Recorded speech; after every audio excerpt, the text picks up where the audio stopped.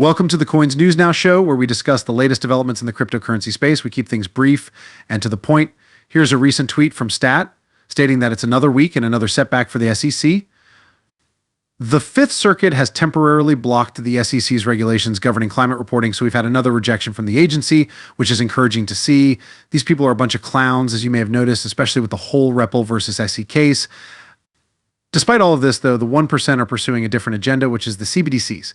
Fox Business now covering digital currencies issued by central banks. While this is horrible for humanity, it is wonderful for XRP, since we have XRP, so connecting all the CBDCs and giving it an exceptionally high XRP value. We're talking thousands and thousands of dollars. Imagine yourself at a gas station with enough money to fill up your tank, but you're unable to do so. I find it surprising that Fox Business is actually covering the topic of CBDCs because this month he spent too much on fossil fuels while exposing the benefits of CBDCs. According to recent data, 65 nations worldwide, including the US, are heading toward the formation of central bank digital currencies, which is equivalent to your automobile depreciating when you go to restock on gun ammo. Our next visitor has alerted us to the significant overreach that this would permit, requiring that all transactions be made through the government has the power to even restrict your savings. If Trump returns to the White House, he promises that the central bank digital currency CBDC will never be created since it is a means of embezzling your money. For this reason, we need Trump's return, as we discussed in the previous video, as a tremendous victory for XRP, but we also see that the Federal Reserve is actively promoting these central bank digital currencies, which are among the Fed's primary responsibilities. Systems of payment. It's lovely to see you, Anthony Eddy, the Heritage Foundation's public finance economist. The freedom that comes with having a $3 or $90 note allows you to spend it on both legal and criminal items, but when the government controls the money, it will have power over all Americans, including you and me. Sean, you're absolutely correct. In essence, people are curious on what digital money is, and more especially what digital currency is issued by a central bank.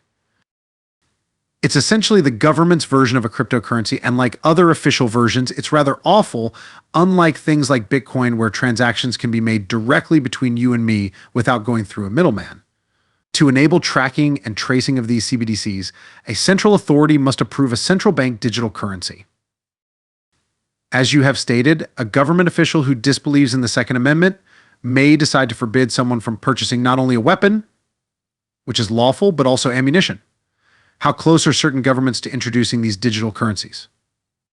Every cent has a unique fingerprint, meaning that the government will always know where every cent of its currency is throughout the world, in your wallet, my wallet, and anywhere else. Oh my goodness, some nations are so close that they already have experimental systems in place. Take China, for instance, where they are basically just slapping this on. Their social rating system, which they have been using for a while, occasionally when they try to warn others about CBDCs and the risks they pose, they are mistakenly believed to be conspiracy theories. I'm merely paraphrasing from members of groups such as the World Economic Forum, who have already discussed the use of CBDCs as a tool to force people to act in their own best interests, because after all, bureaucrats look out for you. This is already happening in China, where just a month ago, my daughter boarded a China air flight, and the people who purchased tickets using the digital currency issued by the Chinese central bank were able to board first in order to encourage people to make the transition smoothly. All right, let's move on to this radio DJ. Where do we even begin? Senator Ward is essentially the queen of political theater. We agree with her that same risk equals same regulation, which is precisely what we currently have.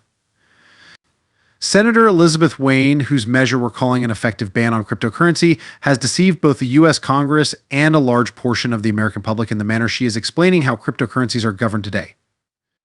We have visited with all 19 of the Senate members who are presently sponsoring the measure, and many of them were surprised to learn that. Discover that companies that facilitate the purchase and sale of cryptocurrencies, such as Venmo, MoneyGram, and PayPal, are regulated as money service businesses in the same manner as remittance providers like yours.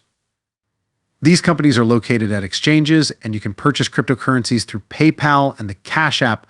All of these companies are registered with FinCEN under the U.S. Treasury and are subject to the Bank Secrecy Act. There is no gap that is just misinformation, and she should feel ashamed for doing so. This is an attempt to politicize Bitcoin, and this concludes our discussion on cryptocurrencies and the need to keep our political leaders responsible.